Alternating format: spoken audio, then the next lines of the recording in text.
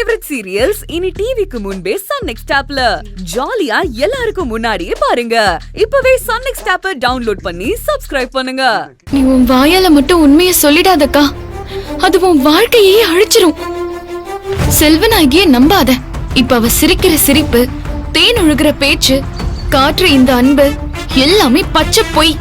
நம்ம அப்பா அம்மா யாருன்னு தெரிஞ்ச அடுத்த நிமிஷம், அவங்கள பார்த்த அடுத்த நொடி அவ ராட்சசியா மாறிடுவா. உன் சந்தோஷத்தையே நாசம் பண்ணிடுவா. இதெல்லாம் ஏன்க்கா உனக்கு புரிய மாட்டேங்குது? ஐயோ சத்யா, போதும் நிறுத்து. இப்படி பேசி பேசி என்ன கொல்ற நீ. உன்னை பார்த்தாலே அதனாலதான் நான் அடிச்சு புடிச்சு ஓடுறேன். நான் உன்னை பேசி கொள்றேனா? ஆமா, டார்ச்சர் பண்ற. டார்ச்சரா? பின்ன சும்மா ஒரு தடவை சொன்னதையே நாள் பூரா திருப்பி திருப்பி அதையே சொல்லிட்டு இருக்க. அப்ப அதுக்கு பேர் என்ன? அக்கா, நீயா இப்படி எல்லாம் பேசுற?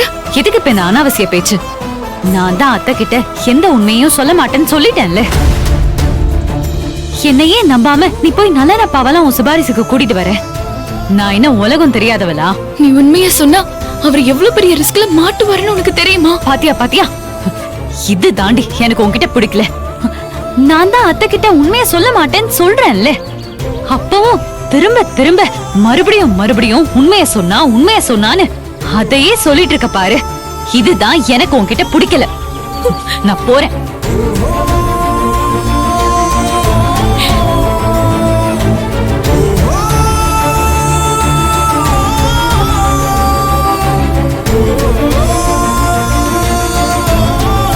ஒருத்தர சந்தேகப்படுறது தப்பு இல்ல, ஆனா சந்தேகம் மட்டுமே படுறதுதான் ரொம்ப தப்பு.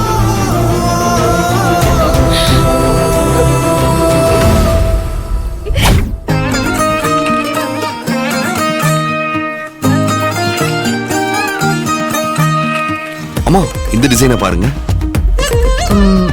அது கொஞ்சம் சிம்பிளா இருக்கு அபி. அதை விட இத பாரு, இது கொஞ்சம் கிராண்டா இருக்கு. நல்லா இருக்குமா?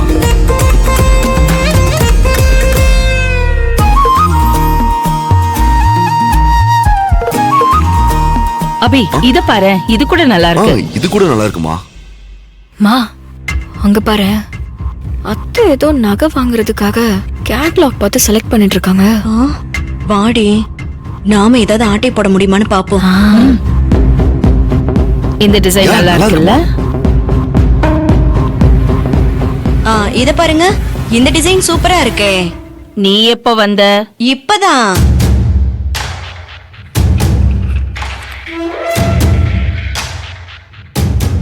ஐயோ அத்தை, இந்த டிசைன் கூட ரொம்ப நல்லா இருக்கு.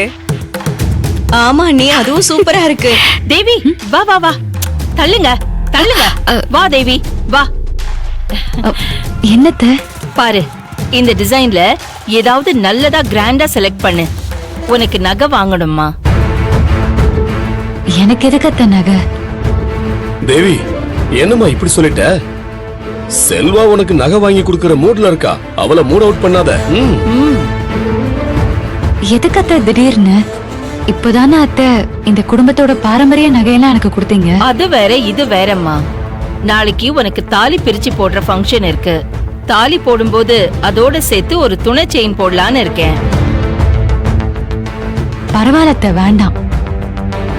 அத நீ முடிவு பண்ண கூடாது தேவி. உனக்கு என்ன வேணும்னு நீ சூஸ் பண்ணு. இத பாரு, இது பிடிச்சிருக்கா இல்ல இது எப்படி இருக்கு?